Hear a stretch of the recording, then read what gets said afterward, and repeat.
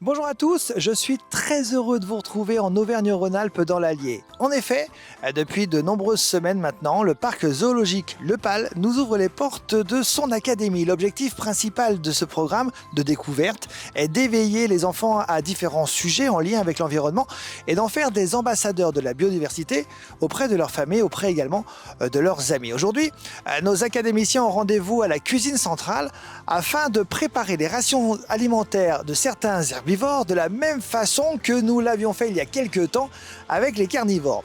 Avant de retrouver notre équipe du jour, accompagnée d'Agathe, leur animatrice, retour sur leur dernière aventure où, accompagnés de leur famille, cette fois il a fallu fabriquer de nombreux enrichissements pour les animaux du zoo.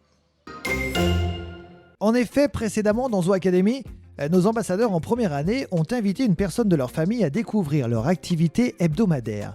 À cette occasion, les élèves et leurs proches devaient fabriquer des enrichissements pour les nombreuses espèces du parc zoologique Le Pal. Le but de cette activité se résumait en deux mots, partage et entraide.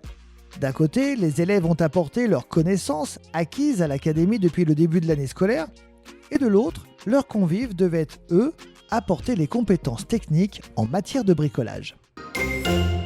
Bonjour Agathe. Bonjour Guillaume. Alors, il y a quelques temps, avec Laura et avec les deuxièmes années, nous avions préparé des rations alimentaires pour les carnivores. Cette fois-ci, aujourd'hui, nous remettons ça avec les premières années et pour les herbivores.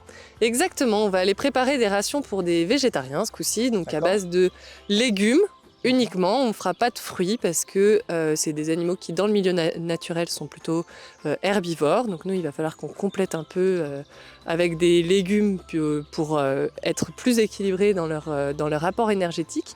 Mais on ne va pas mettre de fruits, sinon ça va être trop sucré. Et là, on va partir sur... on risque de les faire trop grossir. D'accord. Donc on va là, surtout préparer des légumes. Et on va aller préparer les rations des animaux qui sont dans l'enclos de la Pampa. Et donc dans cet enclos, on retrouve trois espèces, les tapirs, les capybaras et les maras. Et bien c'est parti, là, la Pampa.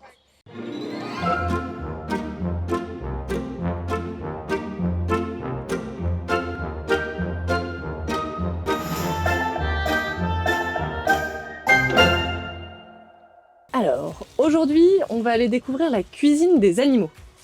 Ok ? On va aller visiter à quoi ça ressemble, une cuisine pour des animaux. Et puis on va essayer aussi, nous, de faire les rations de certains animaux. Cool. Ça vous va ? Oui. Ouais, Oui. on est parti ? Oui. Allez, par là-bas.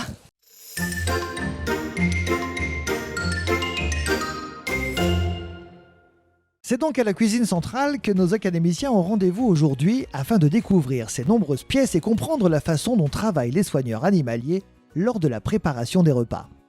Aujourd'hui, on va découvrir la cuisine du zoo avec les académiciens. Donc d'abord, je vais leur faire visiter la cuisine parce que c'est une grande cuisine qui est organisée d'une certaine manière pour que les règles d'hygiène et les régimes alimentaires soient respectés.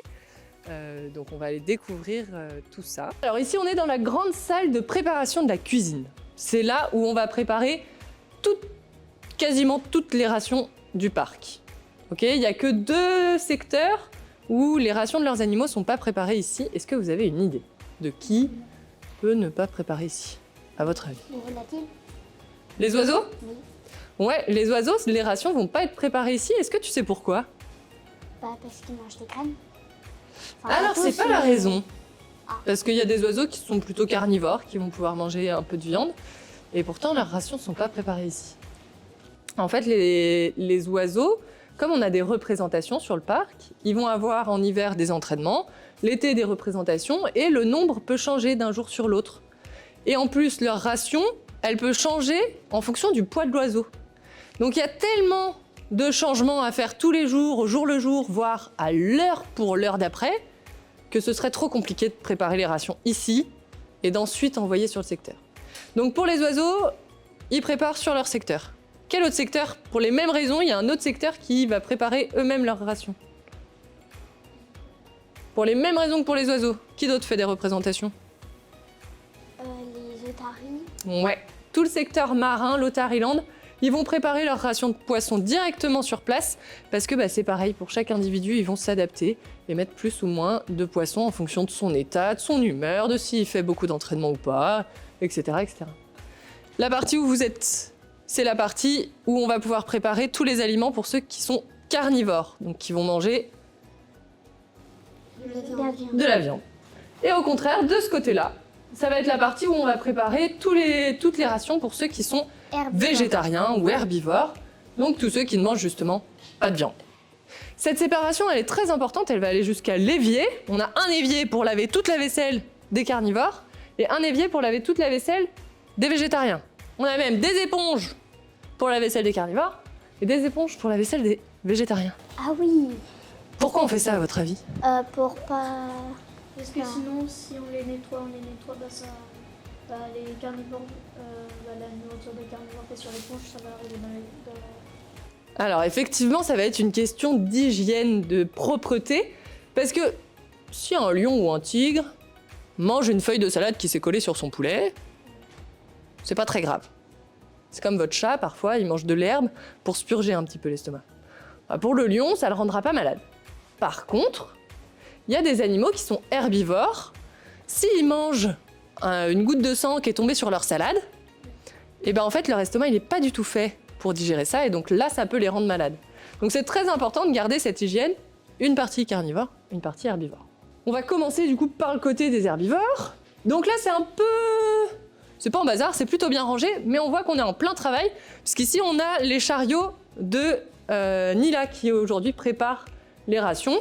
Elle va revenir tout à l'heure, on la verra. Donc là, on a déjà une bonne partie des fruits et légumes sortis, mais heureusement, on n'a pas que ça. Où est-ce qu'on va stocker les fruits et légumes, à votre avis? Dans une chambre froide. Dans une chambre froide. Et des chambres froides, il y en a plusieurs dans une cuisine de parc zoologique. Au PAL, par exemple, il y a 3 frigos et un congélateur. Le frigo fruits et légumes, qui est à 4 degrés et qui permet de stocker tous les légumes frais nécessaires aux rations animalières. Il y a le frigo de stockage des rations, qui est à 5 degrés et qui permet de stocker les repas des animaux toujours effectués la veille pour le lendemain. Il y a le congélateur carnivore qui est à moins 20 degrés et qui permet de réceptionner les commandes de viande et de poisson. Enfin, il y a le frigo de décongélation à 4 degrés qui permet de faire décongeler la viande ou le poisson avant de les donner aux animaux. Maintenant, on va commencer à préparer des rations alimentaires pour 3 des espèces du parc. Donc on va préparer les rations pour nos 3 tapirs, nos 2 capybaras et nos 6 maras, qui sont 3 espèces qui sont dans le même enclos, qui sont végétariens, donc on va leur préparer que des légumes, qui vont avoir des petites différences en fonction de la taille de chacun et de la manière dont on les nourrit. Par exemple, nos 6 maras mangent ensemble, donc on va faire qu'une seule gamelle avec des morceaux qui permettent d'avoir suffisamment de morceaux pour tout le groupe. Mes collègues qui travaillent pour préparer les repas, elles sont formidables, mais évidemment, elles ne vont pas apprendre toutes les recettes par cœur. Donc, elles ont un livre pour avoir les rations et savoir qui mange de quoi et combien.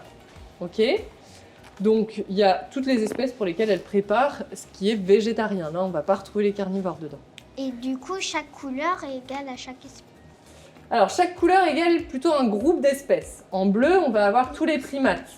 Hamadryas, mandrill, gibbon, makikata, lémur à collier, capucin, saïmiri, et on a loupé devant, il devait y avoir les chimpanzés.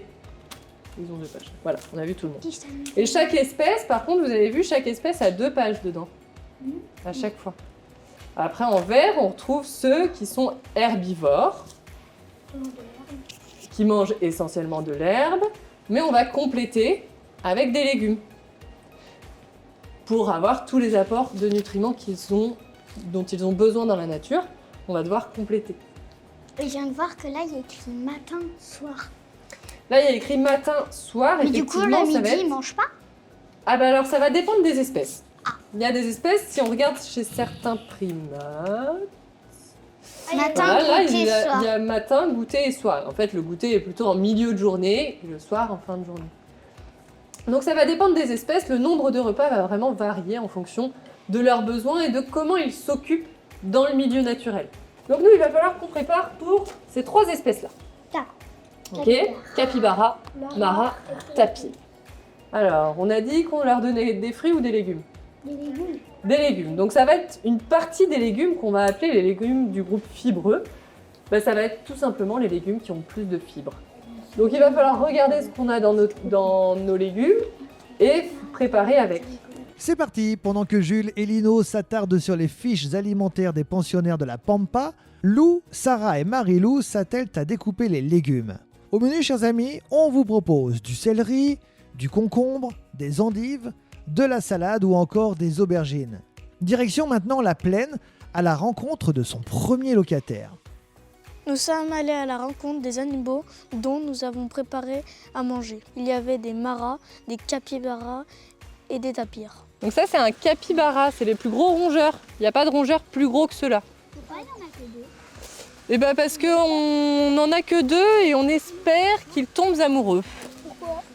Bah parce qu'on aimerait bien qu'ils fassent des bébés. Exactement. Alors à votre avis, ils vivent où les capybaras? En Afrique. Non. En Asie, Asie, Australie non plus. La pampa, est-ce que vous savez ce que c'est la pampa? Non. Au Brésil? En fait, la pampa, ça va être un paysage qu'on retrouve où il va y avoir notamment beaucoup d'herbes un peu comme ça, au milieu là. Des herbes de la pampa, ça va être beaucoup d'herbes différentes, un peu touffues, qui vont faire des petits buissons. Et on va retrouver ça surtout en Amérique du Sud. Donc les capybaras, ils viennent d'Amérique du Sud. J'étais presque. Presque. Vous y étiez tous presque. Vous étiez tous sur le globe, c'est déjà pas mal. Après les capybaras, place au tapir qui, même si cela paraît incroyable, est un cousin du cheval, de l'âne, du zèbre et du rhinocéros.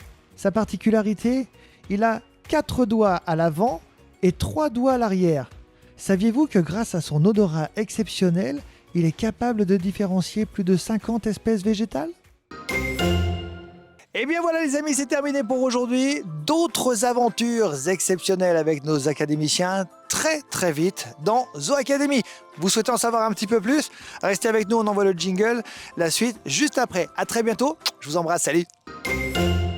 Dans le prochain épisode, nos élèves en 2e année auront pour mission de fabriquer un enrichissement pour les suricates. Que vont-ils proposer? Quels sont les matériaux dont ils auront besoin? Mais surtout, qu'est-ce qu'un suricate?